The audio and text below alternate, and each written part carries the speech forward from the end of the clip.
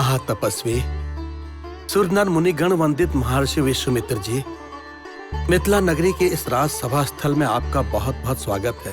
पधारिए। आपका स्वागत है। कृपया आसन ग्रहण कीजिए। दशरथ पुत्रों, आप भी आसन ग्रहण कीजिए।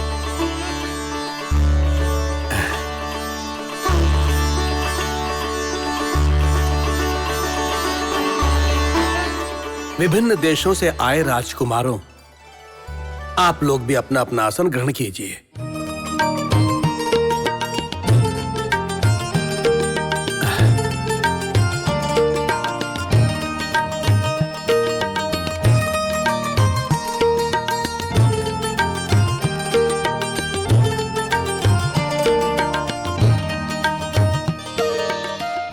महर्षि विश्वामित्र, राजकुमारों और सभी सभासदों, आज के दिवस को मैं अपने जीवन का पुण्य दिवस मानता हूं। हमारे राज्य पर आए हुए सभी संकट टल चुके हैं। पवित्र यज्ञ का कार्य तथा धनुष उत्सव का आयोजन और इस सुंदर अवसर पर हम सभी के अत्यंत पूजनीय ब्रह्म ऋषि विश्वामित्र जी का आगमन हुआ है और उनका आगमन हम सबका सौभाग्य लेकर आया है। और वे अपने साथ रघुकुल नगरी के कुलदीपक महापराक्रमशाली राज्य अयोध्या के राजकुमारों को अपने साथ लेकर आए हैं, जिससे कि हमारा आनंद और अधिक बढ़ गया है। और इसी कारण मुनिवर और राजकुमारों की इच्छा को पूर्ण करना हमारा परम कर्तव्य है। आपकी अपेक्षा क्या है, हमें बताइए। ये मेरी आपसे विनती है।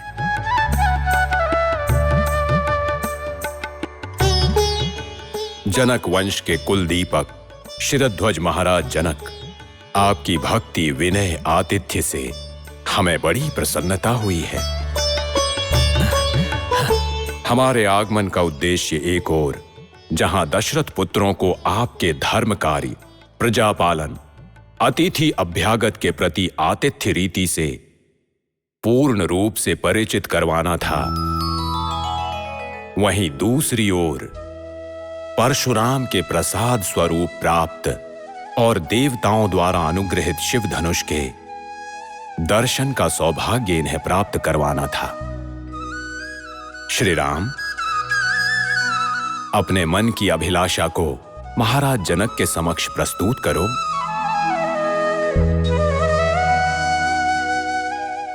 ब्रह्म ऋषि विश्वामित्र, मिथिलाधिपति महाराज जनक, मुनीन्द्र शतानंद, मंत्रीवर और सभा में उपस्थित सभी को मेरा और मेरे अनुज लक्ष्मण का श्रद्धापूर्ण प्रणाम। ब्रह्म ऋषि विश्वामित्र जी ने अयोध्या नगरी से मिथिला नगरी लाकर हमें परमानंद की अनुभूति कराई है। सिद्ध आश्रम का यज्ञ, अनेक ऋषि मुनियों के दर्शन, अहिल्या और मुनि गौतम के भी दर्शन प्राप्त हुए। इन सभी की पुण्य गाथाएं सुनाकर महर्षि विश्वामित्र ने हमें ज्ञान से भर दिया है। इस मिथिला में जहां के नरेश अपने धर्म पालन के लिए जाने जाते हैं, यह हमारा सौभाग्य है कि हम आपके सामने उपस्थित हैं और अपनी अभिलाषा रख पा रहे हैं। मिथिलाधिपति जनक महाराज, हम आपसे ये विनती करते हैं कि हमें उस पवित्र शिव धनुष के दर्शन कराएं और हमें सौभाग्यपूर्ण करें।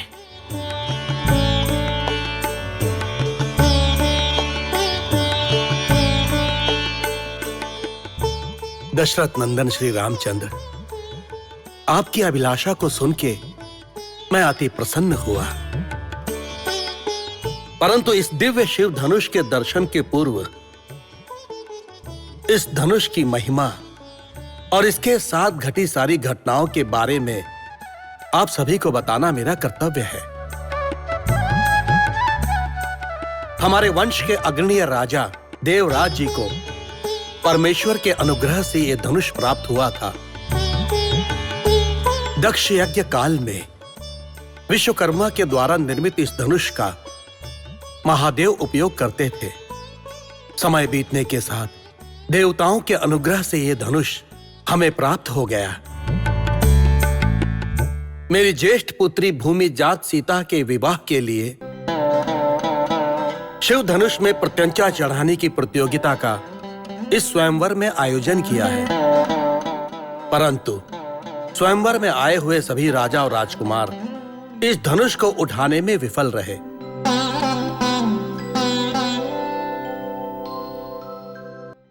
उन विफल राजकुमारों में से कुछ ने द्वेष की भावना के कारण क्रोध में आकर षड्यंत्र रचा।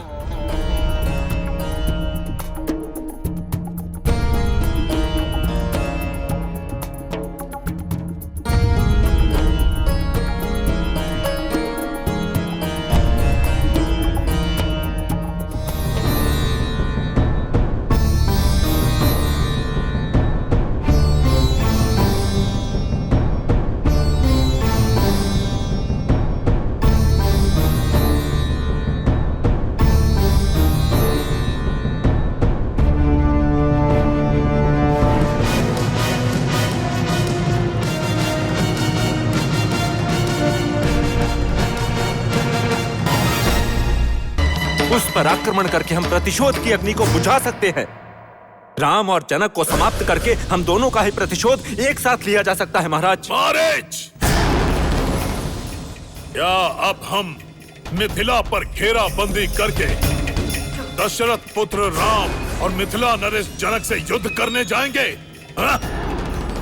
इन सामान्य मनुष्यों से लड़ना मेरे पराक्रम और गौरव को शोभा नहीं देता। शिव धनुष को उठाने में विफल हो गया, इसीलिए मैं युद्ध करने आया। मैं इस अपमान को सहन नहीं कर सकता। तो जो हमारा अपमान हुआ है उसे सहन कर लें क्या प्रभु? नहीं, जिसने हमें क्लेश दिया है हम ही उसे क्लेश देंगे। हम स्वयं नहीं गए तो क्या हुआ, अन्यों से आक्रमण करवाएंगे। अन्य लोगों से? हाँ मरीच, महाराज जनक के दरबार में मेरी तरह और भी कई राजाओं का अपमान हुआ है।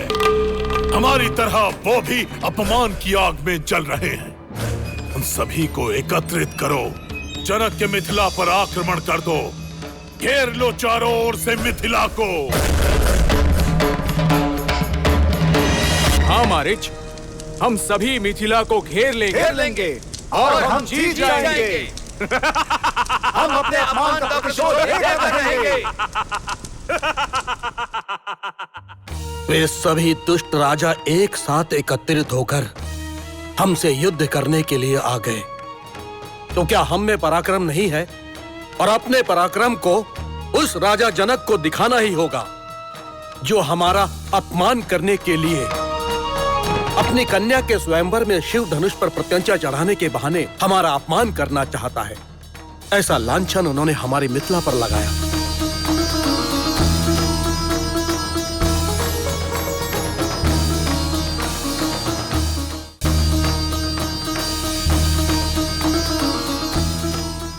एक वर्ष तक चलने वाले घोर युद्ध में हमारे द्वारा संचित सभी अस्त्र शस्त्रों का विनाश हो गया। मैं अत्यधिक व्यथित हो गया। देवताओं को प्रसन्न करने के लिए मैंने कठोर तप किया और उनकी कृपा पाने के लिए मैंने अनन्य भक्ति पूर्वक देवताओं का आह्वान किया। शक्ति दीजिए, अनुग्रहित कीजिए। जनक राजा,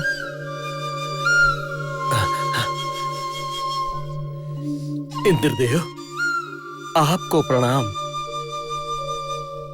आप सभी की प्रार्थना से हम प्रसन्न हुए।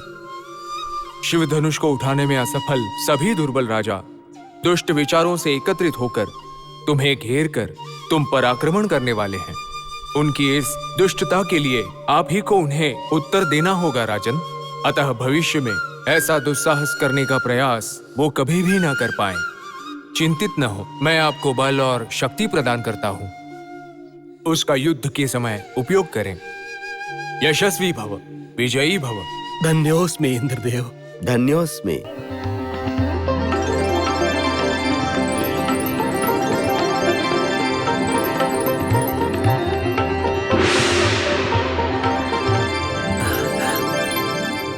और इस प्रकार इंद्रदेव से मुझे चतुरंग बल वरदान में प्राप्त हुआ और इसी वरदान के बल पर मैंने एकत्रित होकर आए हुए राजाओं के साथ युद्ध किया, किंतु उन धूर्त राजाओं को परास्त करने के पश्चात भी शांकष्य नगरी के राजकुमार को सबक नहीं मिला। शिव धनुष और सीता पर उसने अपना अधिकार जमाने का दुस्साहस दिखाया। उस राजा की प्रजा उससे बहुत पीड़ित थी।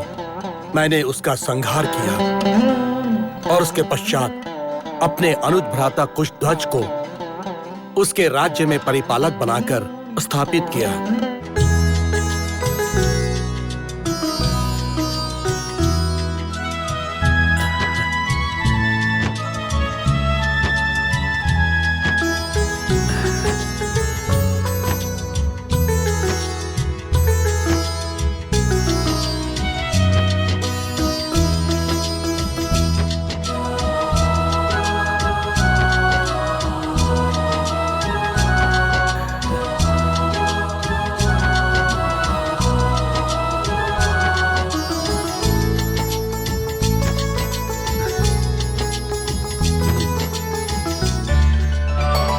महामुनि, राजपुत्रों, मैं ये कहना चाहता हूं, हमारे निकट रखा हुआ ये शिव धनुष और मेरी पुत्री सीता के विवाह हेतु मैंने जो इस स्वयंवर की रचना की है, इस स्वयंवर में अनेक अप्रिय घटनाएं घटित हो चुकी हैं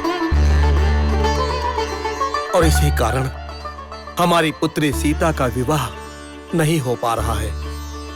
कल्याण कार्य के स्थान पर केवल कलह ही हुआ है, परंतु अब महर्षि विश्वामित्र के मंगल आगमन से सर्व कार्य शुभ होगा, ऐसा मुझे विश्वास है। महाराज जनक, श्रद्धा से किया गया कार्य विफल नहीं होता, इसीलिए शिव धनुष के विषय में और सीता स्वयंवर को लेकर अब तक जो भी अप्रिय और अनभिप्रेत घटनाएं घटी हैं, उन सब को विस्मृत करके शिव धनुष के दर्शन करवाइए, सब मंगलमय होगा। आप धन्य है मुनिवर, आप धन्य है। मंत्री जी, प्रभु, शीघ्र ही इन राजकुमारों हेतु शिव धनुष को सभा स्थल में लाने का प्रबंध कीजिए। जो आज्ञा प्रभु।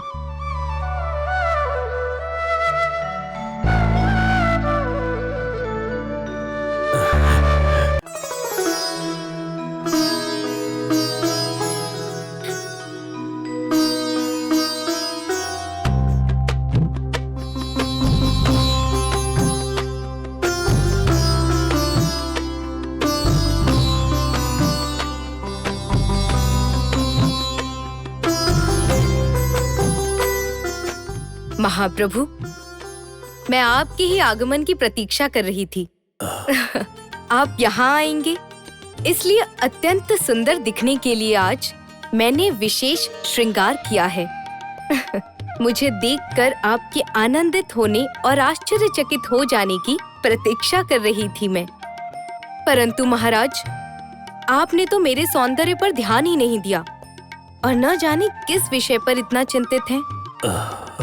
महारानी, चक्षु यदि धुंधले हो तो चक्षुओं के समक्ष रखा रत्न भी किसी को भी धुंधला ही दिखाई देता है।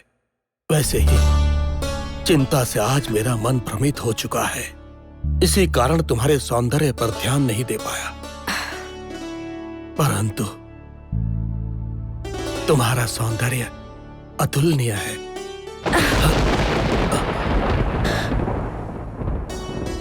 मुझे आपकी बात से कष्ट हुआ है। पहले तो आपने मेरे सौंदर्य पर ध्यान ही नहीं दिया और दूसरा, मुझे देखने के पश्चात भी आप चिंता में मग्न रहे ये बताने के लिए। महारानी, मेरी चिंता का एक कारण तुम भी हो। मैंने पुत्र भरत को अपने नाना के घर जाने के लिए कहा तो तुमने उसे रोक क्यों दिया? मेरी आज्ञा के पालन पर रोक लगाने से मुझे अत्यंत पीड़ा पहुंची है।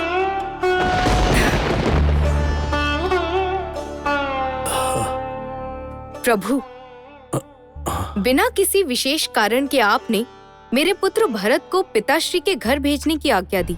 इस बात से मुझे कष्ट पहुंचा, परंतु एक उत्तम विचार से मैंने आपकी अनुमति के बिना मैंने उसे मेरे पिताश्री के घर जाने से रोक दिया। क्या कहा? ऐसा कौन सा उत्तम विचार है? मेरे लिए तो वो एक उत्तम विचार ही है, परंतु यदि आपको ये उचित ना लगे तो मैं उसमें कुछ नहीं कर सकती। उचित ना लगे? तुम्हारा विचार क्या है, पहले ये तो बताओ। इस विषय में मैं आपसे चर्चा कर चुकी हूँ। पुत्र राम का मिथिला में विजयी होने के पश्चात आप उसका विवाह करेंगे, यही आपका विचार है ना? यदि ऐसा हुआ तो मेरे पुत्र भरत को भी ये सब प्राप्त होना चाहिए। इसी कारणवश भरत का यहाँ रहना ही मेरे अनुसार उचित है। क्या कहिए? उचित समय आने पर उपयुक्त कन्या ढूंढकर भरत का विवाह करवाने का दायित्व तो मेरा है और मैं इसे पूरा करूंगा, परंतु तुम राम के विवाह की तुलना इसके साथ मत करो। जिस दिन मेरे पुत्र भरत का विवाह होगा उसी दिन राम का भी विवाह होगा। जिस दिन कौशल्या अपने पुत्र के विवाह का सुख प्राप्त करेगी उसी दिन मैं भी अपने पुत्र के विवाह का सुख प्राप्त करूंगी। कैकई, विवाह का योग हर एक के भाग्य के अनुसार ही होता है और वो पूर्व निर्धारित होता है। कैकई, वो सब तो मेरे कहने के अनुसार भी हो सकता है।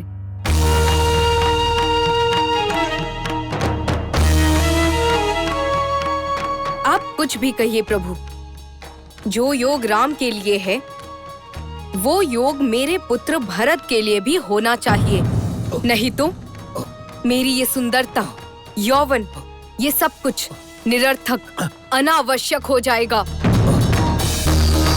अब तक मैं जैसी थी भविष्य में वैसी नहीं रह पाऊंगी। नहीं देवी, नहीं, ऐसा कठिन निर्णय मत लो मेरी प्रिय महारानी। शांत हो जाओ। तुम जो चाहती हो उसे पूर्ण करने की चेष्टा मैं करूंगा। अब तो अपने क्रोध को त्याग कर अपना उल्लासमय रूप दिखाओ।